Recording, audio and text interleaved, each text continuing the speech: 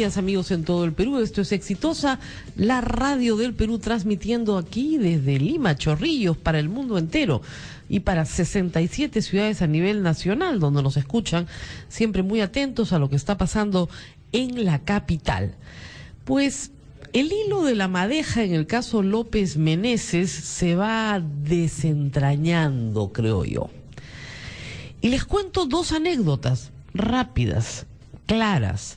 Ustedes dirán, ¿por qué Rosa María Palacios no le cree nada a López Meneses? Bueno, cuando se desata este escándalo de la guardianía o de la protección indebida, del resguardo indebido en la casa de López Meneses, Juan Carlos Tafur y yo estábamos al aire, y Juan Carlos Tafur contó algo pensando que era público y notorio. Contó que López Meneses, en una reunión que había tenido él en la búsqueda de investigación sobre otro caso, le dijo que era multimillonario, que era un hombre muy rico, porque había heredado a Roberto Letts, al dueño de la minera Volcán, y lo había heredado porque el señor Letts se había enamorado perdidamente de él y le había entregado su fortuna o una cuarta parte de su fortuna en un fideicomiso, su casa en Paracas, su yate, en fin, una serie de detalles que, dado el nivel de convicción con el que este hombre hablaba, Juan Carlos Tafur pensó pues que era cierto. Y ese día, cuando se destapa el escándalo, pues lo dice al aire e inmediatamente yo recibí algunas llamadas luego del programa que me hicieron ver que este señor jamás había heredado un centavo, ¿no es cierto?, de el difunto propietario de la minera Volcán. Y no solamente eso, sino que no tenía relación alguna con él, que se recordara. Estamos hablando pues de un mitómano, de una persona que es capaz de contar cosas que no tienen ningún sentido. Sobre su amistad con el presidente de la República y que él podía colocar coroneles y generales, pues se lo he escuchado decir a otras personas que decían lo mismo. Es decir, él te consigue lo que quieras porque es amigo de Ollantumala. Íntimo. Olvídate. Está súper conectado. Y esa es la razón por la que algunos incautos dentro de la Policía Nacional le ponían seguridad. Aun cuando él recurría a periodistas para conseguir el ascenso de su tío. Eso es verdad. Porque no tenía ninguna influencia, simplemente las vendía como si las tuviera. Hoy por hoy aparece nuevamente diciendo que es íntimo de Ollantumala, que tiene audios con él, y la verdad es que si mintió en lo anterior, bien difícil de creerle. Yo he preguntado 100 veces, ¿de qué vive este señor? O sea, ¿en qué trabaja? Todos trabajamos, todos tenemos un ingreso, una rentita, algo. Y nadie me puede contestar, ni siquiera él, de qué vive. Un amigo, ex policía, le da trabajo en una empresa de seguridad. Bueno, de repente ahí está su ingreso, pero no hay más que eso. No tenemos nada más que esa información. Por lo tanto, hasta donde sabemos, vive de traficar con influencias figuradas, que no tiene. Ahora, nunca falta el periodista que le cree.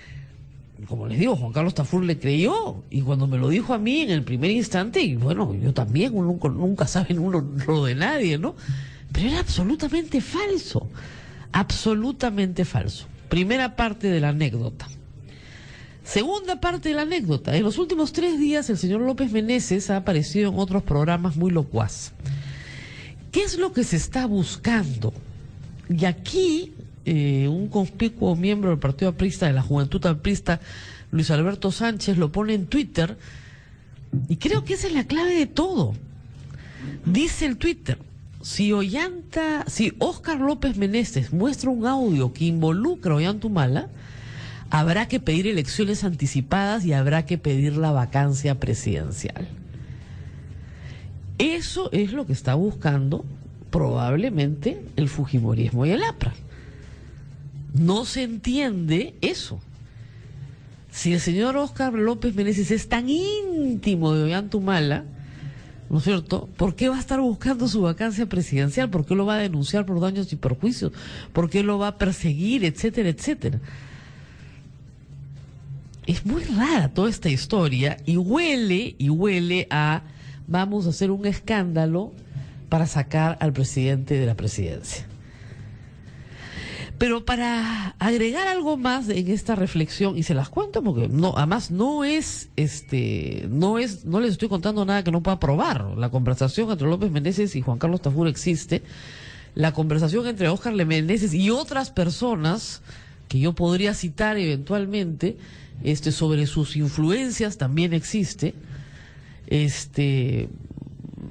Están ahí. Y los pedidos de él a otras personas para que a su primo lo asciendan también existen. Si era un hombre con tanta influencia, ¿por qué tenía que estar pidiendo favores para que al primo lo asciendan? ¿No? A mí me queda clarísimo que la policía que le pone la seguridad a las 4 camionetas alrededor de su casa eran personas que creían firmemente que él tenía contactos en el gobierno y que les iba a conseguir ascensos o colocaciones. Fueron policías que creyeron que podían jugar a hacer política dentro de la institución y que con esos contactos iban a estar bien con Palacio de Gobierno. Y vendió estas influencias. A eso se ha dedicado este hombre toda su vida. Eso es lo que sabe hacer. Y lo hace bien, porque es locuaz, porque es hablador, porque cuenta cuentos.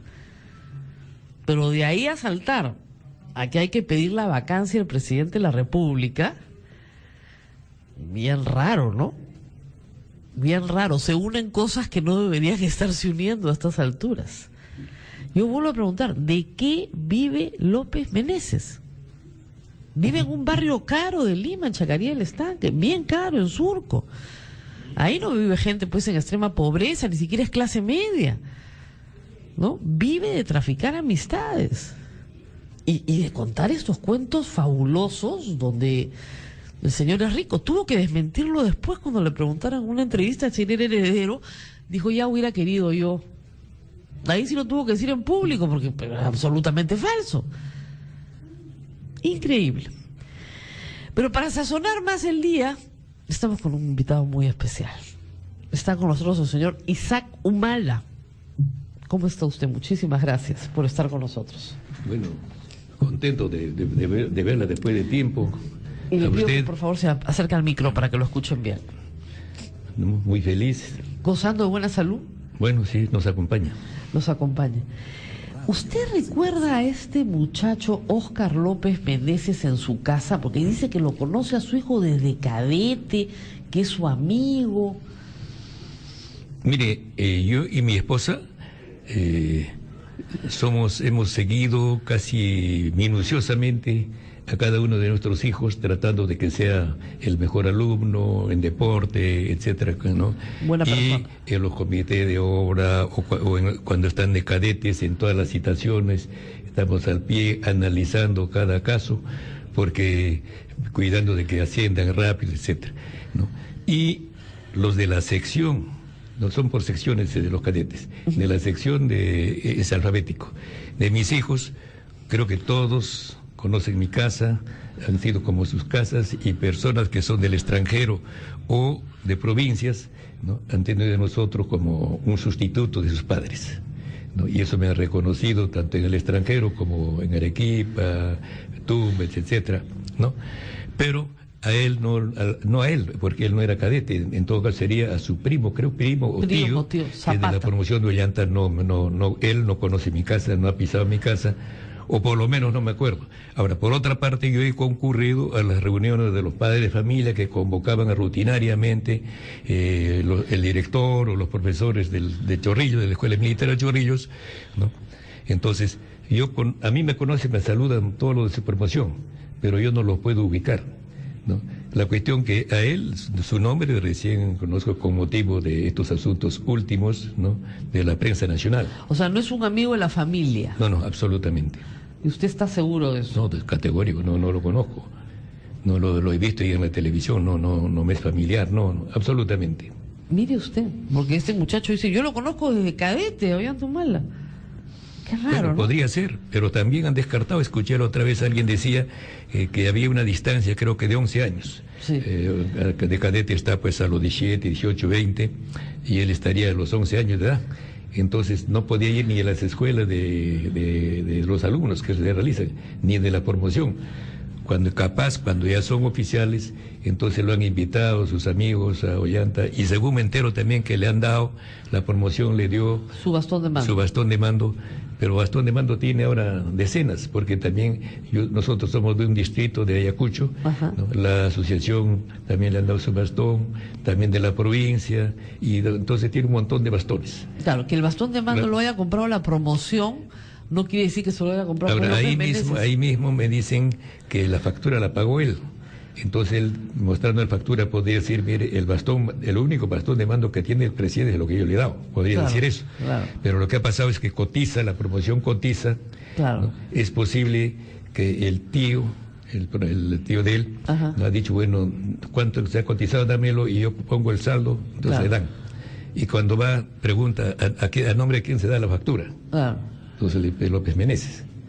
¿No? Entonces, todas son vivezas, ¿no? ¿Usted cree que es un vivo este señor? Para mí es lo que Bolívar describe cuando llega a Lima.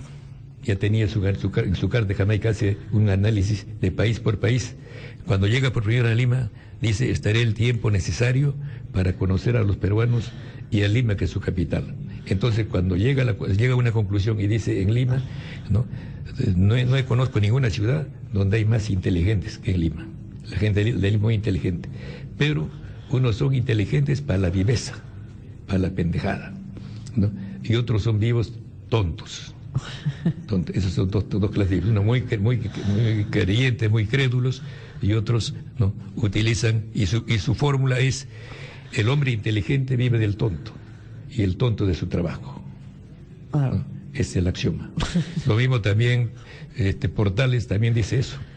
Portales dice, Lima, por estar muy junto a España y haber sido la capital en América de España hasta un cierto tiempo, ¿no? Haya concentrado desde sus genes mucha gente inteligente, casi filósofos.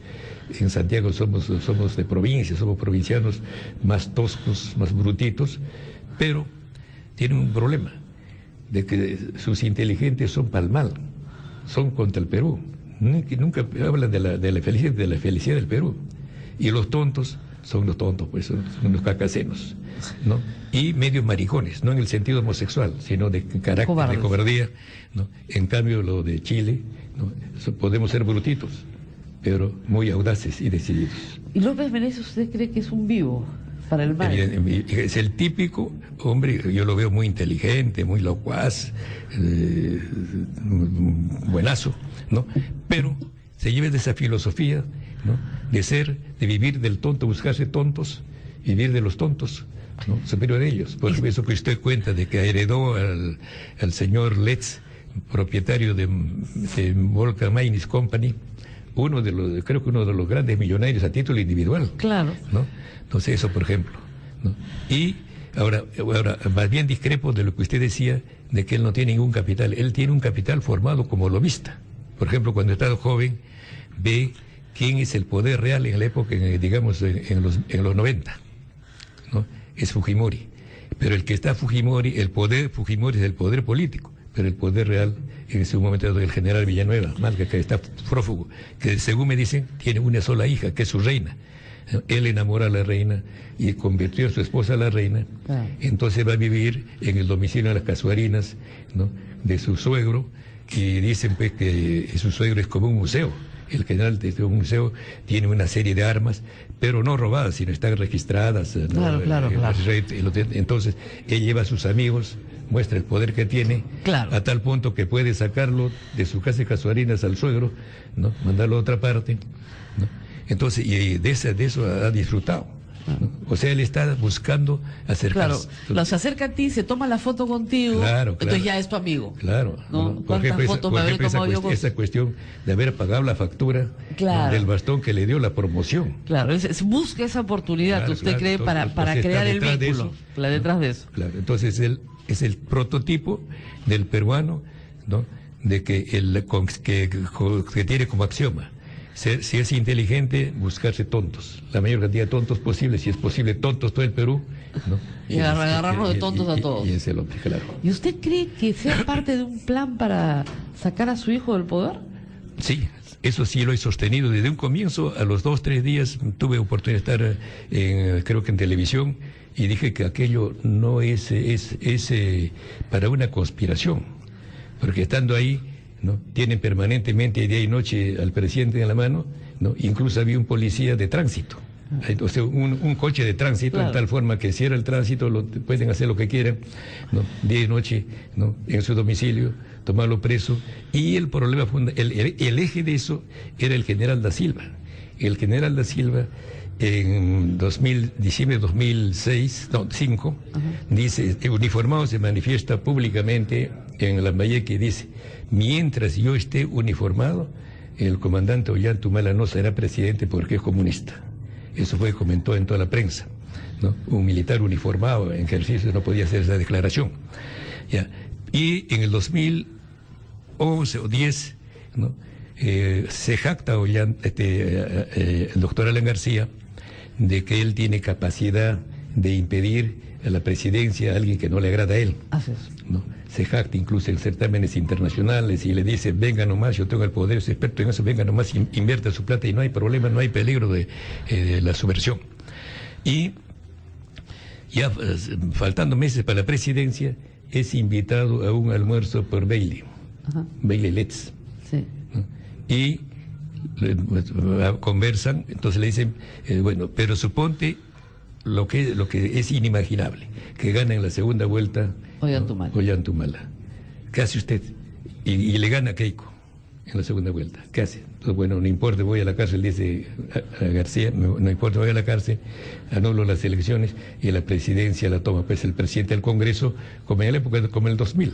Le cayó del cielo la presidencia a Paniagua, ¿no? Igualito pasaría, aunque íbamos preso, ¿no? Además le dice... Pero no pasó eso. No, sí, pero lo que pasó es lo siguiente, pues, que él, ¿no?, el 2010 tiene lo ha ascendido a general de división a da Silva, él es jefe de la Casa Militar, y a partir del 1 de enero de 2011 es comandante jefe del Ejército y presidente del Comando Conjunto. O sea, el poder político lo tiene ya para quitárselo ya la cinta presidencial, el poder real la tiene da Silva. Pero ya lo dieron de baja. No. Entonces él, ¿no?, el asunto es, ¿no?, impedir que Ollanta llegue a la jura de la presidencia, no obstante haber ganado a Keiko. Así es. Pero ¿qué pasa? La derecha entra en transacción, le hace firmar la carta de ruta, la hoja de ruta, después aún con eso, con las encuestas perdería, entonces interviene Vargas Llosa, le apoya, e incluso con el apoyo de Vargas Llosa, cuando viene su hijo Álvaro, no ganaba tampoco, ¿no? Entonces Álvaro dice: mira, este juramento sí, pero tiene que ser más público. Entonces, bueno, ¿lo hago dónde? En Relaciones Exteriores, en una iglesia, ¿no? Dijo, tiene que ser en San Marcos. Incluso hay la discusión de que dónde, en el salón de grados, que es lo más importante cuando eso era convento, o en el general. Entonces hay una discusión, acuerdan por fin que sea en el general mejor.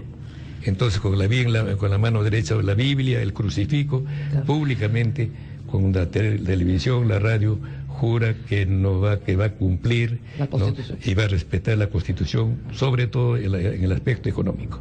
Y bueno, jura, entonces le da ya su credencial. Cuando ya Ollanta tiene su credencial, ¿no?, pero después vienen las disquisiciones, pero hay como 50.000 millones en el Banco Central de Reserva. Y ¿qué pasa? Saca de ahí 10.000 o 5.000 millones y hace populismo y convoca elecciones para diciembre, por la reelección indefinida, como lo ha hecho Chávez, como lo ha hecho Correa, como lo ha hecho en Nicaragua, Evo, etcétera. Eso lo va a hacer. Entonces, ya juró, pero nos va a hacer el cuento del tío de Ollanta. Entonces, ¿qué dice? Ya, entonces hay que imponerle que acepte públicamente que el gobierno no va a manejar la economía del erario nacional. El erario nacional la va a tener la oposición. Entonces, que ratifique a Velarde. Y efectivamente... Pero Velarde nunca fue de la oposición. Bueno, pero es sobre es su lectura, de extrema derecha. No, bueno, entonces yo, cuando veo esas cosas, ¿no?, llamo a mi esposa y le digo: oye, hay estas cosas, ¿no?, hay que estar atento, ¿no? Entonces veo un día, faltando como 10 días, ¿no?, los helicópteros, ¿no?, pasan por encima de mi casa, ¿no?, como se llama, en file, ¿no?, y también pasa un supersónico. Entonces le digo a Elena, prende la televisión porque puede haber noticias importantes. Efectivamente, en la noche hubo la noticia importante que él ratifica, ¿no?, al presidente del Banco Central de Reserva, ¿no?, y sigue al día siguiente también, ¿no? Entonces él ya nombra al ministro de Economía y Finanzas, porque cuando ya nombra a Velarde, ¿no?, dicen, bueno, pero ese es simplemente el guarda la plata, el que maneja la plata es el ministro de Economía, ¿no? Entonces, cumplir esos dos requisitos, ya no tiene argumento Alan García, a través de Da Silva, ¿no?, de dar el golpe. ¿Usted cree que Alan García con Da Silva le querían dar un golpe a Ollanta Humala? Ya le había dicho expresamente en la conversación con Bailey. Pero una conversación privada. Pero fue publicado por la Careta. Yo en Careta lo he leído eso, ¿no? Entonces, es lo que ha pasado. Entonces, ¿qué pasa? Bueno, la derecha pues ya no le dio apoyo. Ya dijo, no, porque si lo sacamos puede pasar un bogotazo, cualquier cosa, pero ya hemos transado. Preferimos lo seguro a lo que no queremos arriesgar. Perfecto, entonces se quedó sin piso, ¿no? Es eso que había prometido, ¿no?, a Bailey en su conversación Alan García. Entonces, cuando ya el 28 de julio jura, está el comandante Da Silva, está representando al ejército en el Congreso, ¿no? Y cuando va al gabinete, Da Silva se cuida, lo que le hizo el golpe de Estado que da al ejército, ¿no?, en esas circunstancias de Fujimori. Cuando está Fujimori, están los comandantes de las Fuerzas Armadas en el Congreso, en la juramento de hecho. Cuando va ya a jurar ya el gobierno, su gabinete, ¿no?, entonces, ¿qué pasa? Que se demora media hora y la prensa, todos están. Falta en los asientos de los 3 comandantes en jefe de la Fuerza Armada, no está. ¿Qué pasa? Demora, falta 45 minutos. Recién aparece o son otras personas. Ya había dado el golpe de Estado, lo habían ya sacado, estaban detenidos en sus casas, en sus domicilios, los jefes de las Fuerzas Armadas que estuvieron en el Congreso, cuando asume el poder en 1990. Fujimori, ya. Y bueno, y cuando su hijo... Y entonces ya estaba otro. Entonces, eso no podía suceder. Entonces, ya. Eso no sucede porque Da Silva ha tomado sus previsiones. Ese golpe no pudo darlo Ollanta, ¿no? Entonces, cuando forma su gabinete, jura su gabinete, está Da Silva. Pero luego lo dan de baja. No. Entonces Da Silva tiene la siguiente esperanza, que es mi lectura, está así. Que cuando asume en 1980 Belaúnde, ¿no?, el que lo había sacado y recibió algunos puntapiés del presidente y de su esposa era el general Hoyo Rubio, era coronel. Lo saca en peso, ¿no?, al presidente, y cuando regresa el presidente y asume, el comandante, coincide el comandante jefe está Hoyo Rubio, ¿no? Y Hoyo Rubio, bueno, pues claro, va y también va a la jura a la instalación del gabinete, ¿no?, después del Palacio Gobierno, al Palacio Legislativo, al Palacio Gobierno, está presente.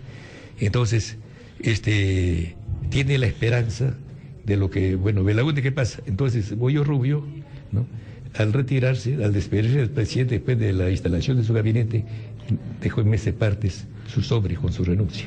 ¿Lógico? Antes de que lo vote, su renuncia, ¿no? Y al día siguiente lo llama por teléfono de Palacio, que venga. Va y le entrega su sobre. Entonces se levanta, se cuadra, el sobre pone a su bolsillo, porque ya ni siquiera lo lee, porque sabe que está pues, ratificado, dándole de baja, ¿no? O aceptando la renuncia. Pero ¿qué pasa? Y le dice, no, tráigase un café, lea, abra su sobre. Abre su sobre, escucha, y le ratifica. No había previsto eso él. Entonces usted pensó... Y entonces Da Silva... Pensó que Ollanta iba a hacer lo mismo. Claro, pero no hizo lo mismo a los 6 días. Ahí viene la cuestión del golpe. Ahora, a los 6 días lo sacan a Da Silva. Claro. Ya, Da Silva es amigo de López Meneses. De López Meneses, de Alan, ese hombre de Alan, ¿no? Entonces, Alan ve, entonces hay por la mega comisión. Y en la mega comisión el Pleno lo nombra de Díaz Canseco.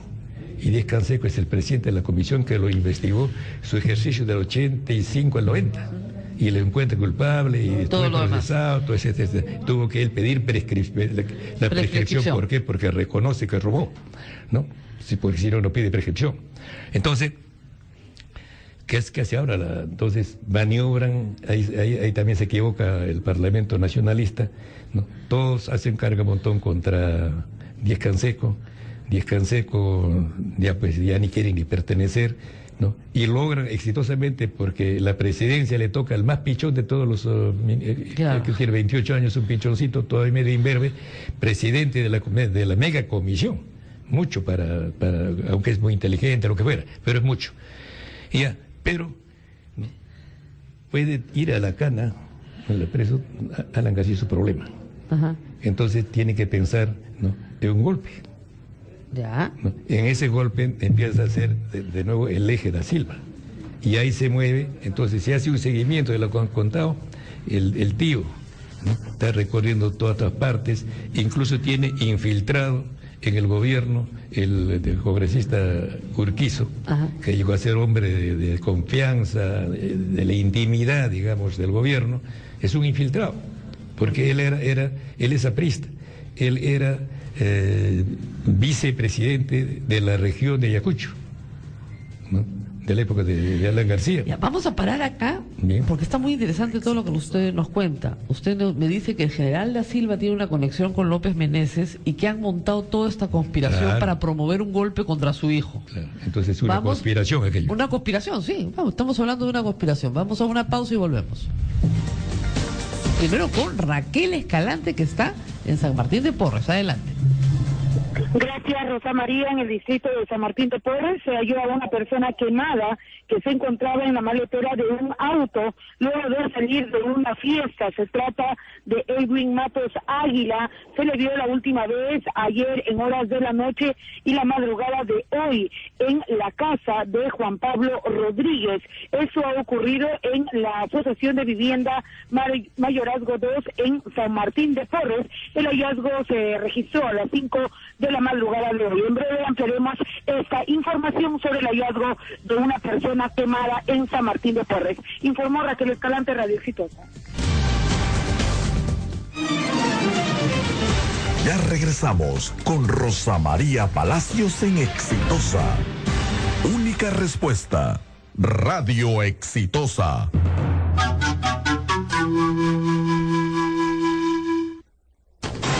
Los periodistas más destacados redactan para ti tu Diario Exitosa. Soy Rosa María Palacios. En Diario Exitosa trato la realidad nacional como es. Como periodista, aquí busco que la verdad se imponga ante la mentira y la injusticia. Si no, dejo de llamarme Nicolás Lucas. Soy Juan Carlos Tafur. Diario Exitosa informa con objetividad, veracidad, y aquí escribimos todos para que usted nos lea fácilmente. Pero también entretenemos y con pasión, como debe ser, porque así es el fútbol. Y así soy yo, Gonzalo Núñez. El equipo más completo de profesionales elaboran tu Diario Exitosa.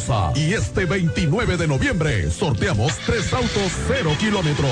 Diario Exitosa, a solo 50 céntimos. Taxi Satelital te invita a ser parte de su gran familia. Seguridad, pagos en efectivo y libertad de horario. Inscríbete llamando al 514-2900 o al 981-427012.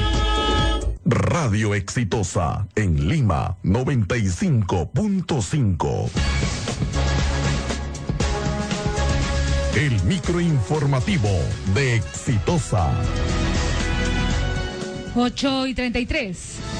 En Radio Exitosa, Juan Pani, miembro de la comisión que investiga el caso Ancash, consideró que es un absurdo que el fiscal de la Nación, Carlos Ramos Heredia, diga que se violó el debido proceso y que solo pone excusas para no asistir a citación. Escuchemos. Es lamentable que él no asista, y creo que los argumentos de un tema de agenda no han sido los argumentos que han salido en público. Él que parece que no quiere asistir porque según él argumenta algunas cosas que que desde el punto de vista no tiene mayor sentido, no hay ninguna violación al debido proceso como él indica. Si fuera un tema de agenda todavía es entendible, buscamos en todo caso una agenda posible, previsible, pero que le hayamos violado el debido proceso, eso es un absurdo. Hemos tenido sumo cuidado, sino que aquí parece ser que no hay voluntad de querer asistir. Sí, en el fondo son excusas. Y lamento que una persona como el actual fiscal de la Nación esté asumiendo excusas. Un fiscal que su principal interés debería ser es buscar la claridad, buscar la transparencia, buscar de que las cosas se aclaren. Tenemos información desde Trujillo con Maritza Sáenz. Te escuchamos. Gracias, buenos días. Un muerto y 2 heridos dejó el choque de un taxi contra la banca de la Berma Central en la intersección de las calles Bobadilla y Costa Rica, en la urbanización Monserrate. La víctima fue identificada como Jorge Luis Tacilla Cargua, de 26 años, quien conducía el vehículo de placa S9Q446. Al parecer, él habría estado ebrio, aunque se maneja otra hipótesis de un desperfecto mecánico. Los heridos fueron conducidos de emergencia hacia el Hospital Regional Docente de Trujillo. Hasta el momento, la víctima aún permanece tendida en la pista mientras el fiscal de turno realiza las diligencias de ley. Hay familiares que han llegado al lugar, pero han evitado todo contacto con la prensa. Informó Maritza Sáenz, Radio Exitosa. Hoy serán entregados los 2 primeros aviones de instrucción básica a la Fuerza Aérea del Perú, en la base aérea Las Palmas. A la ceremonia asistirá el ministro de Defensa, Pedro Cateriano, así como altas autoridades civiles y militares. 8:35. Radio Exitosa en Lima 95.5. Continuamos con Rosa María Palacios en Exitosa.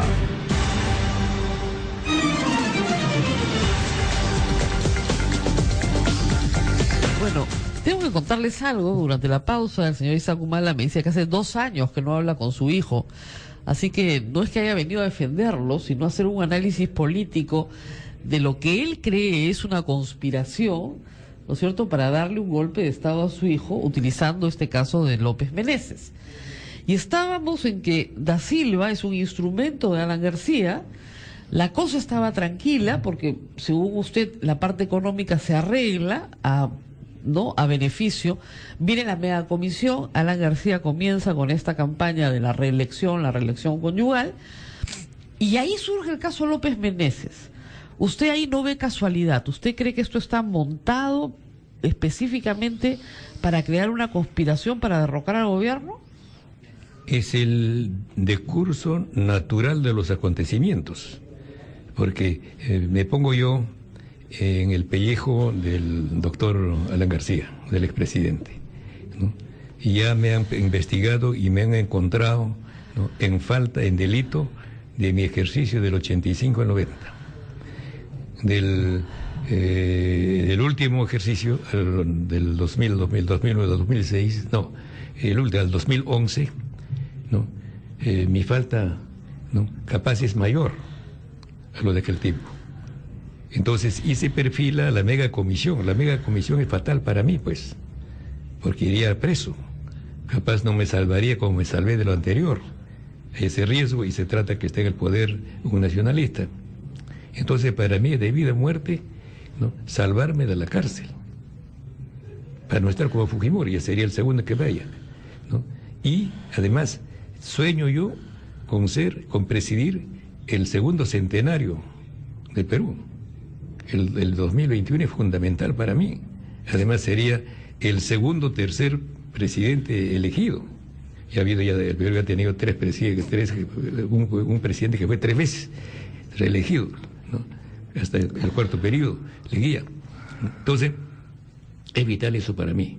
Y yo, como Alan García, me considero, pues, más importante que el Perú. Yo soy el Perú. Tiene esa megalomanía. Y coincide con el interés del general Da Silva, que lo ha sacado, pues, tenía techo hasta ahora mismo todavía debía estar en el ejército, entonces lo ha malogrado, ¿no? Ollanta, que no se previó que llegara presidente. Aún estaba ya previsto en la conversación que he hecho referencia del señor Bailey con el doctor García, ¿no? De lo que haría si ganara en segunda vuelta Ollanta. Entonces son concurrencia de intereses. El general Da Silva tiene techo, podría estar todavía para rato, ¿no? Y podría también volver, ¿no?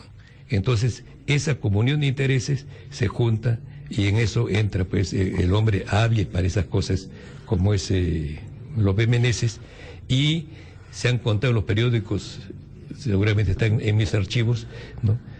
Empieza a actuar incluso en esas circunstancias, ¿no? El hombre de confianza del APRA, el número 2, ¿no? Que es el secretario de prensa, el profesor de oratoria de los líderes, y que en este momento es el secretario en el Instituto de Gobernabilidad que tiene en la Universidad San Martín de Porres, creo, ¿no? Donde es el director del instituto, el doctor Alan García, y el otro su hombre que está permanentemente, es el teórico, ¿no? Entonces, en las citaciones ya se mueve el López Meneses, su tío, el promocional de, creo que es López, ¿no? De Zapata. Ollanta, y este señor, ¿no? El hombre que en este momento está sentado gobernando el instituto ese. ¿Cómo se llama? No me acuerdo el apellido, pero es fácil, ¿no? Es fácil, es conocido, ¿no? Entonces, esos tres van a visitar, por ejemplo, en una circunstancia al congresista que ha sido director de la policía, que es aprista, ¿no? Y de ahí se pasan donde el ex ministro de Defensa, ¿no? De Ollanta, que es el compañero Urquizo. ¿No? Entonces, estaba montándose ahí. Eso es lo que ha fracasado, ¿no?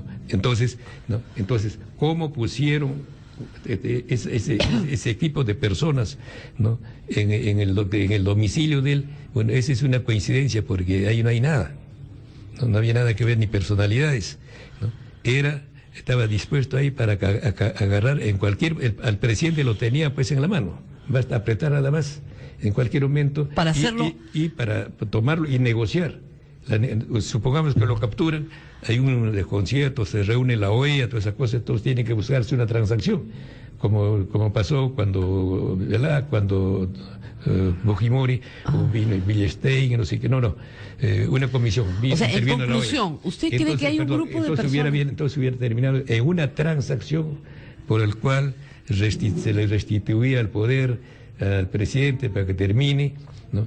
Y se arreglaba, se abolía esa comisión o algo por el estilo, en tal forma que ganaba su seguridad del riesgo de ir a la cárcel de Alan García y asegurarse entonces la presidencia, ¿no? Pero solo por ponerle 4 camionetas a López Meneses iban a organizar todo eso. No, 4 no, creo que han estado sacando hay como 8, pero no, es que las otras 4 eran para Samín. Pero basta 5 policías capturan en ese momento, aíslan. Había también uno de tránsito, pone las cositas, no entra ahí, lo aíslan, entonces lo toman preso hasta negociar todas esas cosas. Tiene que terminar una negociación. Claro, es imposible un golpe de Estado, es imposible, no tolera el mundo ni el país, y el tiempo no está para eso. Pero ante un hecho tenía que haber una transacción. Esa transacción era, pues, ¿no?, salvarse de los riesgos el expresidente Alan García y, ¿no?, seguir su carrera el general Da Silva. O sea, ¿usted cree que López Meneses iba a ser utilizado para chantajear a Ollanta Humala y que el trance podía ser su domicilio como un pretexto, algo por el estilo, pero eso no tiene nada que personalizar ni persona, nada, pues el asunto es, ¿no?, un grupo conspiranoico. Estaba listo un comando. Claro, pero si no tenían ninguna relación, ¿cómo lo podían chantajear? ¿Cómo una relación con qué? Óscar López Meneses con Ollanta Humala. Él es simplemente un instrumento. Da Silva, ¿no?, aparece como en el golpe, una personalidad. Claro. ¿No? Entonces, tiene que intervenir la OEA, una serie interviene el mundo, ¿no? Claro. Entonces viene una negociación, ¿no? Entonces, ¿a eso cree usted que se habría atrevido Alan? Pero Alan García está contento con el proceso electoral que viene.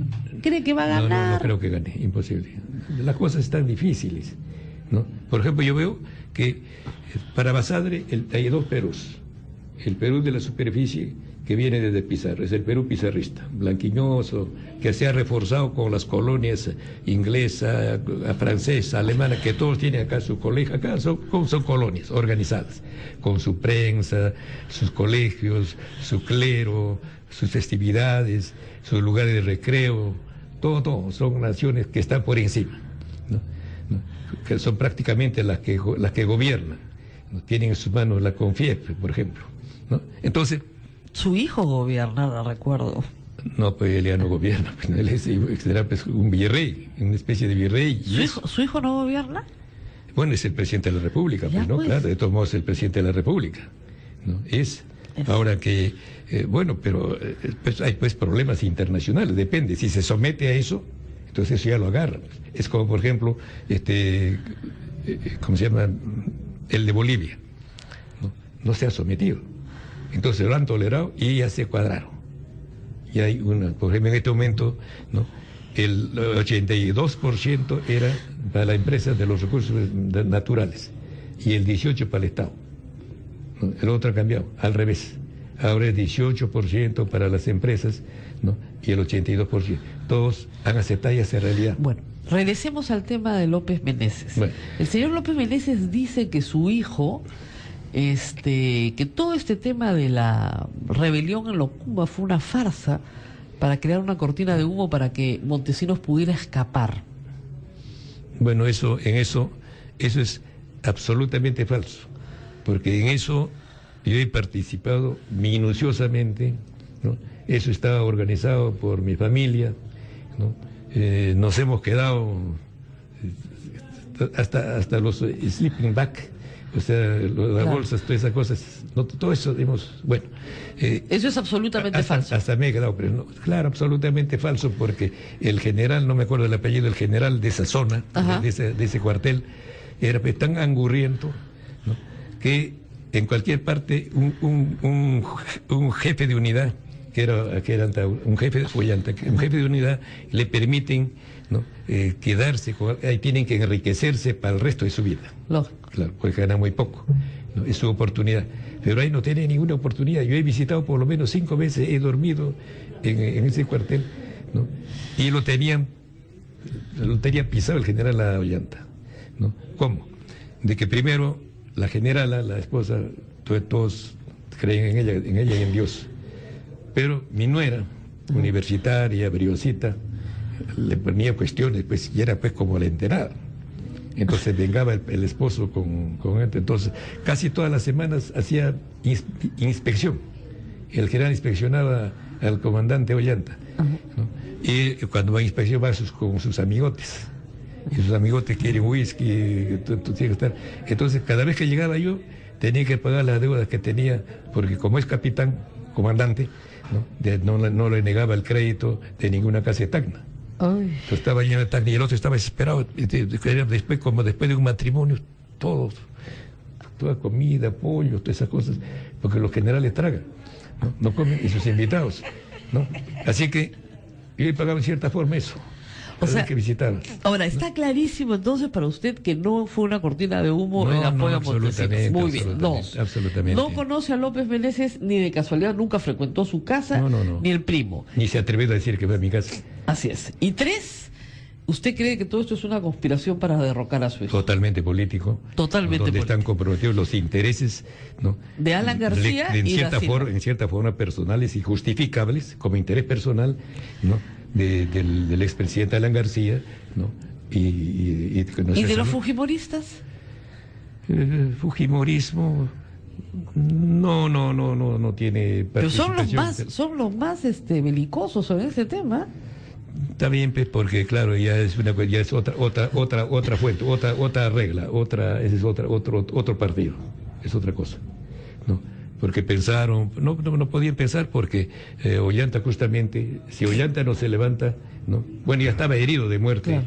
En octubre, noviembre, Fujimori. El otro precipita, porque todavía Fujimori tenía la esperanza de que tiene sólido el ejército, ¿no? Y justamente, ¿no?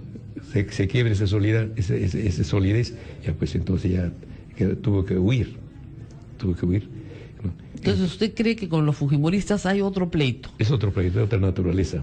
De otra naturaleza, otra raíz. pero que podrían darse las circunstancias actualmente para que su hijo sufra una especie de conspiración, o ya no, o ya pasó ese momento crítico. No se atreven, son, como dice Portales, son cobardes nuestra oligarquía, hasta cierto punto son machitos.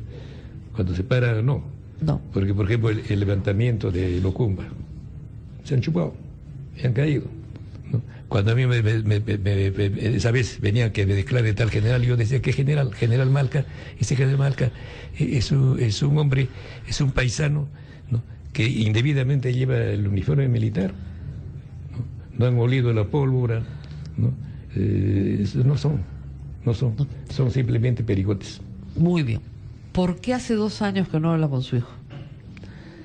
Bueno, porque no estoy de acuerdo, pues, porque las cosas están tan mal, ¿no?, que yo he dicho que él es también fujimorista, porque la constitución delincuencial del 93 ya es una constitución del Estado, porque ya está con varios presidentes, Fujimori, Paniagua, Toledo, Alan y... Entonces, todo esto son de nombre Acción Popular, Perú Posible, o APRA, o nacionalista. Realmente son fujimoristas, porque están con la Constitución Fujimori, y toda la legislación, todos los códigos, todas las leyes ya se han adaptado a la Constitución del 93, y esta Constitución del 93, yo siempre digo, es una Constitución que importa traición del Estado peruano, ya no del gobierno, de un gobierno, traición del Estado peruano a la nación. ¿Qué ganas de confrontar con su hijo tiene usted, no? No es ganas, sino es un hecho. Porque la Constitución es anterior a él. Yo sé, pero digamos, él pero le busca el pleito todo el tiempo. No es que le busque el pleito, sino para mí, ¿no?, una cosa es la familia y otra cosa es la nación. Pero hace 2 años que no habla con su hijo, por lo cual usted abandonó a su familia. Pero no es que no, en todo caso, no, él es el que ha abandonado la doctrina, él ha abandonado al 31 y casi 32% de la población que votó por él, él ha abandonado el plan de gobierno, porque ese plan de gobierno ha sido elaborado por una comisión que presidió el arquitecto Morey, que tenía más de 100 miembros. Era pésimo el plan. Bueno, para usted, pues es que para usted, bueno. Era pésimo. No. Gracias a Dios se lo abandonó. Mire. Pero lo cierto es que es su hijo. Que tiene, pero mire, por ejemplo, un ejemplo nomás le pongo.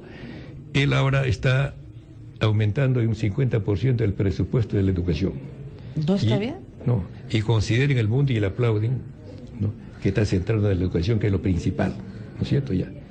Pero, ¿qué pasa con la educación en Perú? Cada vez es peor. Está prohibido, desde Fujimori está prohibido, abolido los cursos de historia del Perú, geografía del Perú, educación física e instrucción premilitar, ¿no? Sobre todo historia del Perú. Si usted no conoce una persona, no puede amar. Si usted no conoce... No está abolido historia del Perú, se dicta junto. No, pues que lo metan por ahí, es que también no son tan torpes.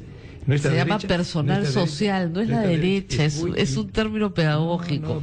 Pero bueno, la pregunta de nuevo, ¿por qué no hay posibilidad de que usted se amiste con su hijo alguna vez? Pero alguna vez, pues, todavía tiene tiempo. Podría dar... Pero ¿no le parece a usted que condicionar el cariño de su hijo a que él milite en sus ideas es un conocimiento muy duro para un hijo? Mire, yo cuando le escucho en sus intervenciones y ahora que la estoy viendo, ¿no?, yo digo, esta señora se desperdicia capaz acá en este asiento, debía estar, ¿no?, como vocal o presidente del Tribunal Constitucional, por ejemplo.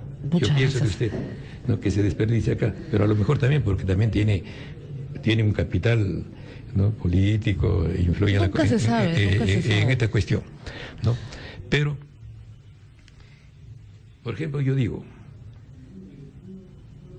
si Evo Morales ha podido hacer aquello, acá también era fácil, ¿no? Simplemente, por ejemplo, mire, el Perú está prohibido de hacer uso de sus 3 recursos naturales. ¿Por qué? Porque en el artículo 60 de la Constitución, el Estado peruano no puede tener empresa. Todas las empresas del mundo pueden tener empresas. Por razones subsidiarias sí puede tener. No, pues, pero ese subsidiario, pues, primeramente, Esa es la picardía. No es picardía. En este caso usted está hablando como López Meneses. Claro. ¿No? En la pendejada.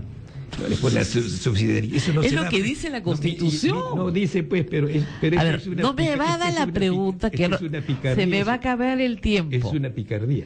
¿Por qué subordina el cariño a su hijo a que él milite en sus ideas? Ya, al revés. Al revés. Él es el que ha roto conmigo.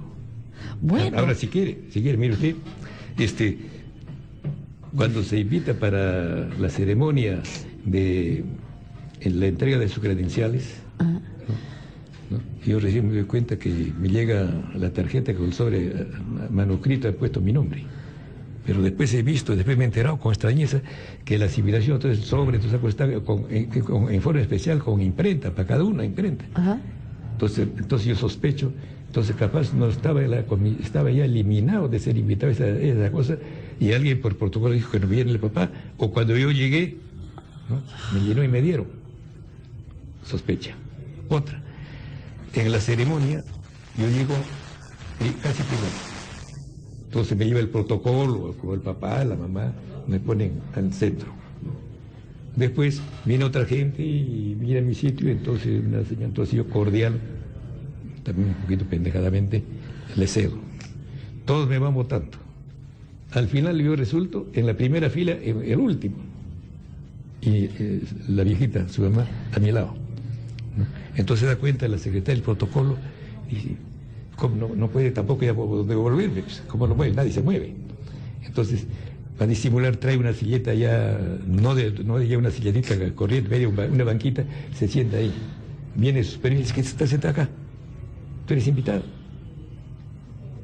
Te van a sancionar. Entonces se asusta, pues, claro, porque ya no puede estar sentada, ¿no? Entonces deja vacíos. ¿No? Y otras personas están al frente, ¿no? Entonces, yo digo, yo no habría, para mí, mi madre es lo primero. Está sobre mi esposa, pues una persona extraña. Puedo divorciarme, somos enemigos, ¿no? En todo caso nos une que tenemos hijo, que somos padres de un hijo, ¿no? Entonces ni mi nieto puede estar por encima de mi madre. Yo de este sitio nadie lo puede mover. Yo mismo acá me bajo y le pongo, ¿no? Pero acá, su mamá estaba el penúltimo y el último. Y no hay una invitación especial. Y lo mismo también en el Congreso, cuando lo reciben. Estamos en el balcón. En cambio, don Anatolio, que es un señor, ¿no? Está junto en la misma fila donde está el presidente de la UNDE, que es el papá político de Toledo. O sea, ¿usted siente que su hijo Toledo, no le ha dado su lugar? Y Toledo, agradecido, no va acá y le da el beso en la frente a sus dos papás. Claro, pero yo estoy en el gallinero. O sea, no le dieron su lugar. No es que no me dieron mi lugar, sino ya hay un rompimiento. Y después, nunca he entrado por la puerta principal a Palacio. Siempre voy por la puerta trasera junto con la chusma, que diríase, ¿no? La única vez que he entrado, ¿no?, por la puerta principal ha sido como subgerente de National, de una firma grande japonesa, ¿no? Me nombraron subgerente porque no quería ir, ¿no? Aspajo era el presidente de la sociedad de industrias. Pero digamos, ¿no? Por la puerta principal, ¿no? Usted está muy resentido con su hijo, porque usted quería ser presidente, no pudo. No, su hijo sí, y lo mandan por la puerta falsa. No, yo pensaba ser presidente, ¿no?, de estudiante. Pero cuando estoy en segundo año de Derecho, me doy cuenta que es imposible, ¿no? Entonces pienso y llego a la conclusión de que hay un Juan Diego San Marcos, ingeniero, no hay chance, ¿no? El caso no hay chance. Entonces descubro que hay un camino para Palacio, la Escuela Militar Chorrillos. Claro. Un egresado con 100 soldados, 60 soldados con metralletas. Golpe de Estado. Llega a Palacio, lee su mensaje a la nación y punto. Claro. ¿No? Entonces por eso trato de ponerlo a Ulises. Ulises tenía un defecto en la vista, no pude. Entonces Ollanta. Todavía no tenía ni hice movimientos desesperados. O sea, usted quería que su hijo dé un golpe de Estado, sea presidente vía golpe de Estado. Porque yo llego, así como Vargas Llosa, cuando Vargas Llosa se pregunta cuándo se jodió el Perú, Yo también me pregunto, no eso, sino me pregunto que es fácil echarle la culpa al imperialismo, a Pizarro, a Chile, de lo que estamos fregados. Entonces, ese está en uno, eso depende de uno. Entonces hay que buscar la razón de que el Perú está fregado o jodido en los términos de Vargas Llosa, ¿no? Entonces yo encuentro que está jodido y en cada uno somos alienados. Usted se cree blanca no siéndolo, o yo me aferro a alguna porción de blanco que tengo y repudio la parte incaica, la parte de indio, ¿no? Que tengo, de ser serrano, o antes cuando veían comer quinoa, decían, comiendo quinoa es comida de indio, ¿cómo comen de serrano? ¿No? Pero ahora como ya los griegos y las griegas comen quinoa, todos estamos desesperados porque es muy quinoa, seguramente usted también está comiendo quinoa, ¿no? Entonces somos alienados, tenemos egofobia, ¿no? ¿Pero entonces, usted no está resentido con su hijo? No resentido, sino dolido. Dolido. No, a mí no me interesa tanto. Esta cosa que me pasa no es nada, ¿no? Mi familia ha tenido peores tiempos permanentemente. Ese sería otro tema para ya conversarles, otro tema. Pero todo lo que me pasa a mí no me afecta, porque he visto a mi papá, mi abuelo, mi bisabuelo que han pasado peores situaciones que describe en el sueño del Celta, ¿no? lo que hacían con los africanos, ¿no? Vargas Llosa. Bueno, muy bien, muchas gracias por haber venido a conversar un rato acá con nosotros. Espero no haberlo sacado muy temprano de su casa, porque es lejos, así que gracias por haber estado. Soy vecino, estoy cerca. Está en Surco, pero hay que darse un buen salto para mí, ¿no? Es un gusto verla de frente, saludarla, verla bien, muy bien, ¿no? Y haberle hecho esa observación, ¿no? Usted debía estar, aunque sea en el Congreso. Si usted fuera congresista, otro sería el Congreso. Sí, sería otro, pero de repente sería peor. Otro sería el Congreso. Capaz la sacan. Me sacan rápido. Capaz la sacan, sí. Me sacan rápido, por rebelde me sacan rápido. Sí, acá está más tranquila, acá puede usted llegar a los 100 años, ¿verdad? Sí. Allá, ni 5 minutos. Porque lo abreviaron a Javier Canseco. Le precipitaron el cáncer. Imagínense usted. Muchísimas gracias por haber estado con nosotros. Vamos a la pausa.